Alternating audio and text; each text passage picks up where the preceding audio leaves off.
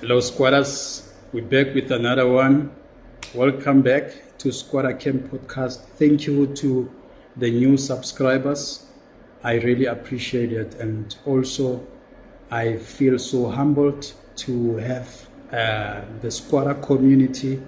I'm so much grateful, guys, and for me to be able to stand here or to sit here every single day and deliver the content to the subscribers and anyone who happens to bump into my channel on YouTube. It's just for me to get people talking. I've come to realize something. South Africa has been very quiet. And one of the reasons why I started this channel is to get people talking. We're not bringing controversial issues in a sense that we want to destroy or we want to distract people.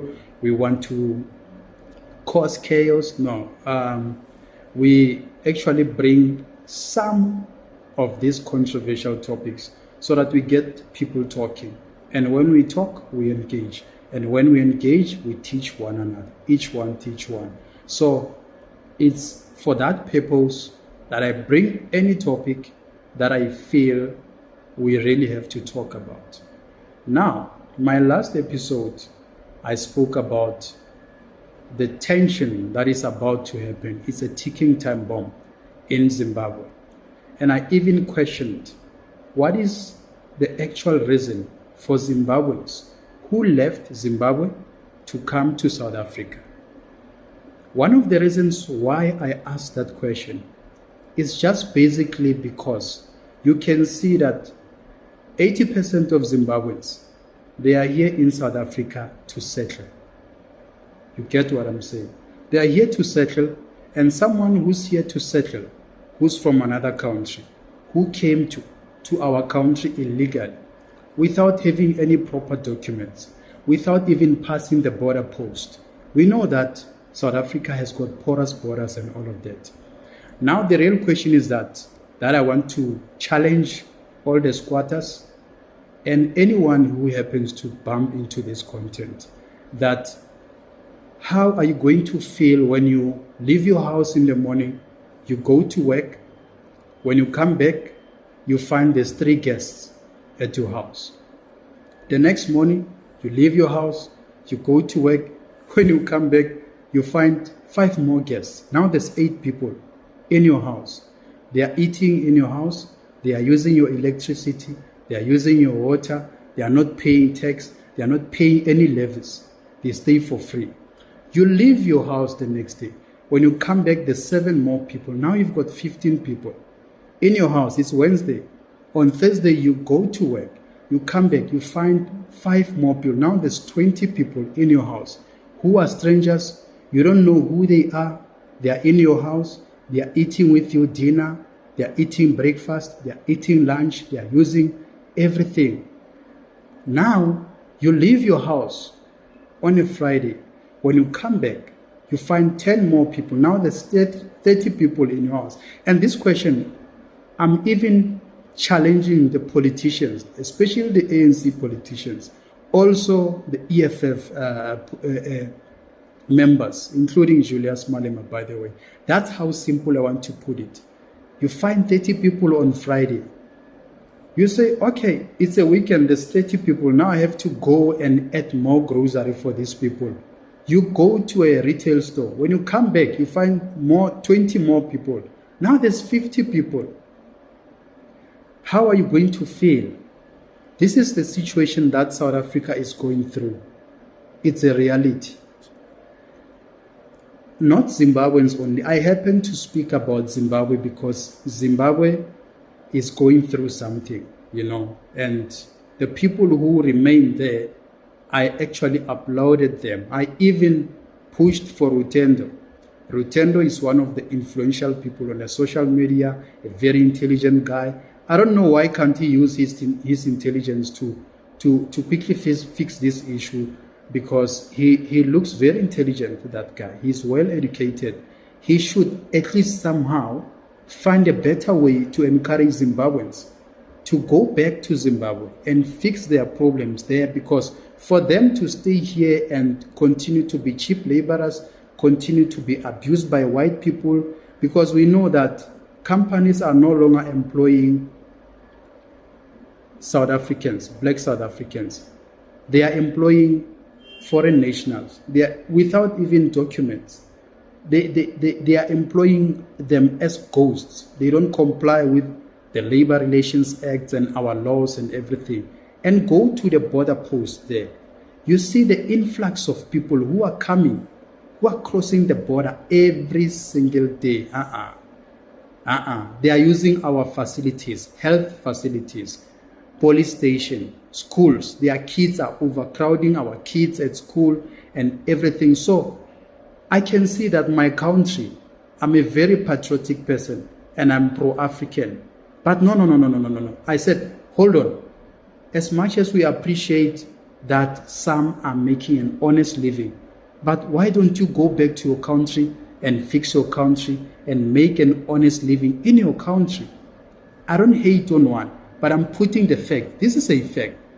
The government of South Africa has got more than 6,000 immigrants that they employed. And when you question, why do they employ immigrants, whether legally or illegally, I don't care. Here's my point. You employ immigrants when the citizens are unemployed. It doesn't make sense to me. Let us focus on this issue, because sooner the better. It will be too late to talk about this issue. People like us, you will remember that there was this guy who is running a YouTube channel who spoke about it, because I address real issues. I'm not bluffing. I'm not going to buy face. I'm not going to do that. Even white people in this country, they are part of the problem. They are part of, and I understand, by the way, that's what they were taught. Divide and rule. Divide and rule. Don't hire South Africans. Hire foreign nationals who don't have any form of identity. Then use them as cheap laborers. And South Africans, they get frustrated. When they confront these issues, they call them xenophobic. Now, where are we going? We are traumatized in our own country.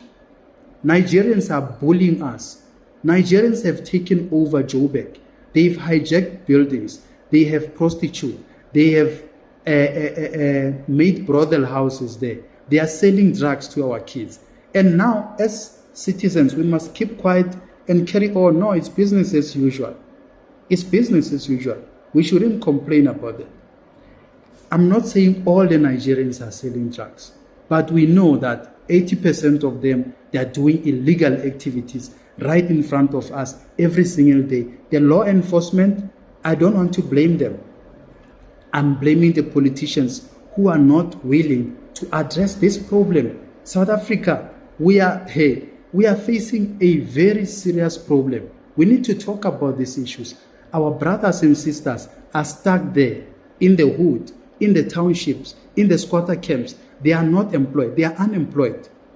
Go to any township where there's a market. It's a marketplace. Go to Tembisa, Swazini. Immigrants are the ones who are running that show there. They are the ones who are doing business. As a South Africans, you can't do business there. They will bully you. They will not support you. They will gang against you. That's the plan. This thing has been planned quite a long time. That's how they will treat you. The very same Zimbabweans that we call them brothers and sisters, you can't sell in Swazini if you are not from Zimbabwe or Mozambique. You can't. You can't. I promise you, you can't. Check the statistics now. If you know Tembisa in Swazini, go check there. Who's selling tomatoes? Who's selling onions? Who's fixing the phones? Who's doing it? And it's not like South Africans are lazy. It's not like South Africans don't want to learn, but they are dominated. Even in Joburg, only illegal immigrants, even foreigners, let me say, people who are coming from foreign countries, and sometimes they look at South Africans as idiots. They call us idiots because they think we are not capable. We can't think. No, that's not the case. We are dominated here, and we can feel, the bad vibes.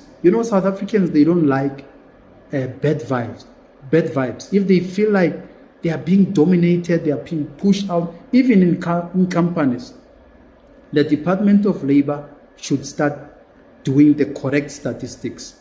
They must go and approach each and every company, each and every retail store, each and every butchery, each and every, everywhere where there's people who are employed. Go now as a South Africans and do Code 14 and come back and tell me who's going to employ you. They will not employ you. These companies, they employ Zimbabweans because they are cheap laborers and they enjoy. They don't have any problem. Now we are calling for them to go back to their country and fix their problems. We don't hate on them. We'll visit each other. It's like when, in a relationship, your girlfriend moved in without telling you that they're moving in. You say, no, go back to your place and then we'll visit each other. That's fine. That's not a problem. Until you are fine, until I'm fine, I'm stable, then you can come back. We need to discuss this. We need to talk about this. We don't hate on immigrants. No, but here is the real issue. How come that you go to a Pizza Hut, you go to, a fast food, where there's, at a hotel, at a casino, there's Mozambicans, there's especially Zimbabweans. Our mothers raised us through being housekeepers. Our fathers were gardeners. Now look, check, who's doing the garden? Who's a housekeeper? Who's, South Africans, we remain marginalized. No, that's not fair. That's not fair. And then they turn around, they call us lazy. They say we are lazy. Julius Malema said, if we chase, that's how he put it. If we chase these immigrants away, no one will sell tomatoes in Alexandria. Who said South Africans are not capable of selling tomatoes? Our fathers were running spaza shops, man. Even Maponya, the late Maponya, was running a spaza shop. He was selling using his bicycle. We have the Herman Mashabas, the Action SA president. He succeeded in business in 1980-something, 1970-something, by the way. He succeeded. So, black South Africans are capable. But after fighting the apartheid system, now we realize that we've got a new Mandela problem. This is a Mandela issue, this one. This issue was introduced by Mandela. So, as South Africans, how are we going to resolve this issue? Without going, how many xenophobic attacks did we have in South Africa? Every now and then, there's a clash. Then it sparks that hatred. Because why? South Africans are starving. They get impatient. They look at these guys, the Zimbabweans, the Mozambicans, and all of those guys. They develop anger that these are the people who are starving us, because they wake up in the morning, they go to work as cheap laborers, earn 3,000 or 2.5 a month. They don't even have bank accounts. Let me ask this question, by the way.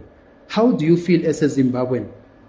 You come to South Africa, you buy an ID of somebody who has died. A dead person, you buy their ID from a corrupt Home Affairs official. You use that person's name. How do you feel? We have a case of Chidima. Chidima, a girl who wanted to participate in the pigeons, beauty pigeons or whatsoever. I don't have any personal issue with Chidima, but I've got a serious problem of her mother committing a fraud. Someone's life has been on hold for the past 20 years, more than that. So as South Africans, tell us, all the immigrants now, people who are not South African, tell me now, do we hate on you?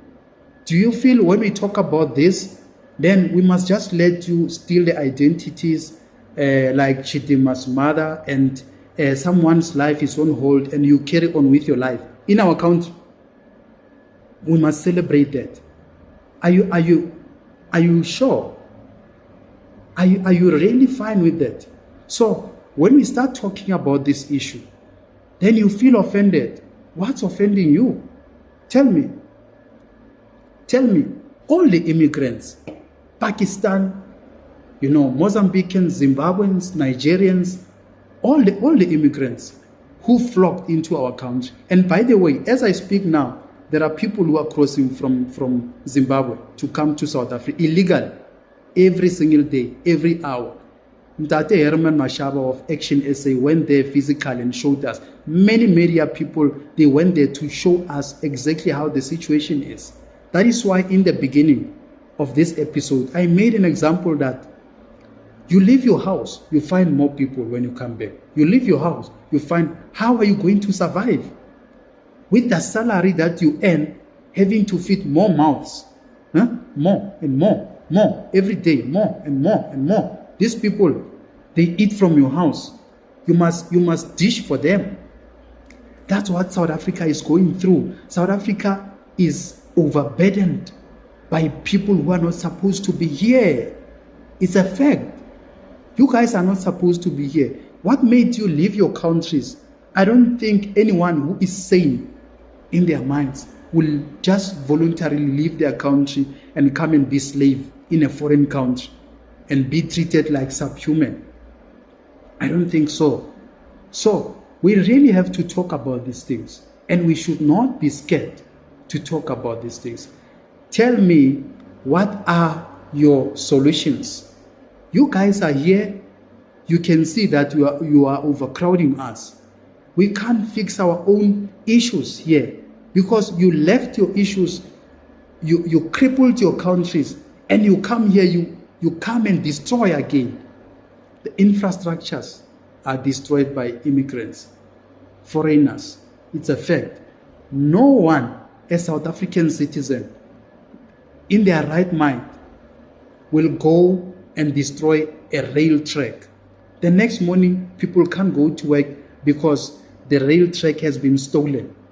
No, we've got videos. I can show you, I can attach videos to prove that, to support my statement.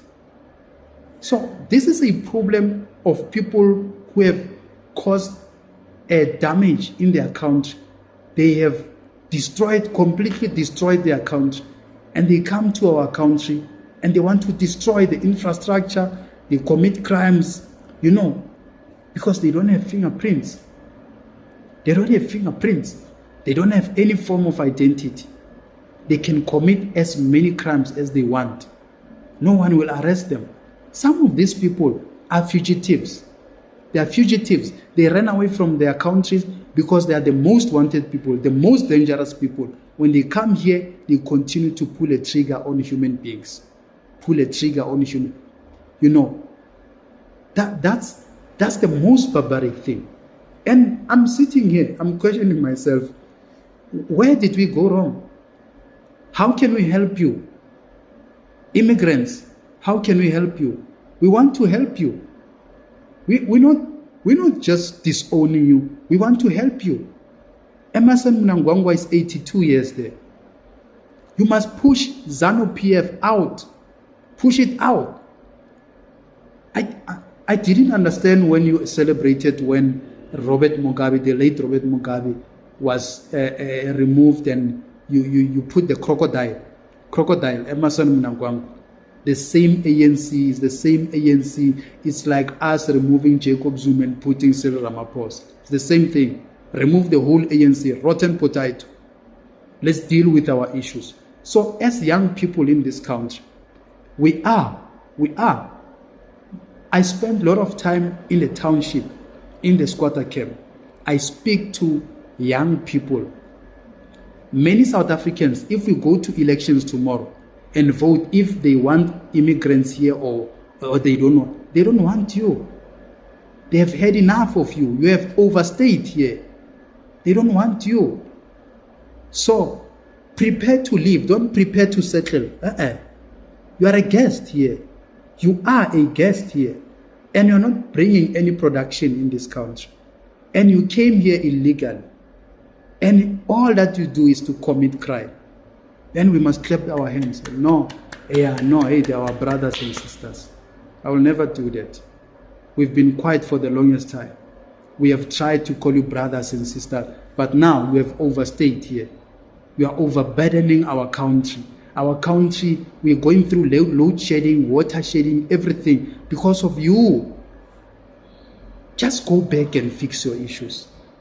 I don't know, maybe someone might have a different view, but this is my view.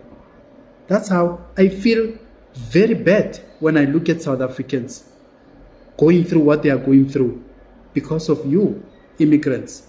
No, I understand that no country does not have immigrants, but don't overcrowd here.